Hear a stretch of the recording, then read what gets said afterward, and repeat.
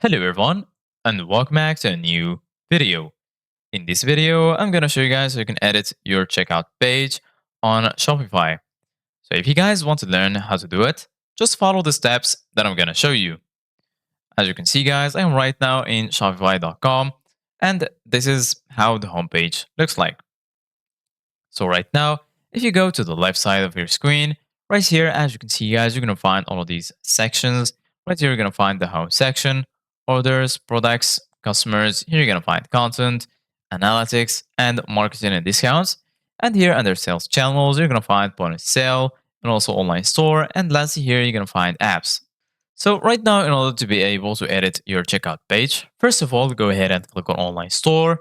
Here under it, you're going to find themes, blog posts, pages, navigation, and lastly, preferences. So go ahead and click on themes. And then right here, as you can see, guys, you're going to find your current theme right here. And here in the right, you're going to find the option to customize it. And right next to it, you're going to find these three dots.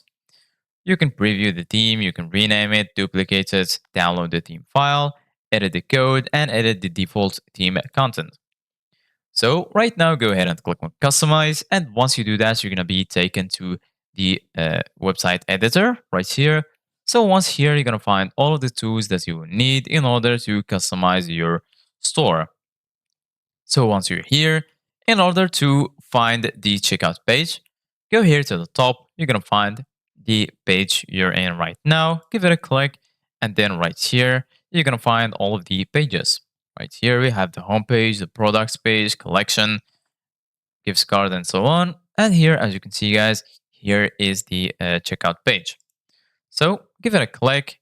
And then once you click on the checkout page, you're going to be taken to the actual checkout page. So normally, once you're here in the checkout page, you're going to be able to customize it.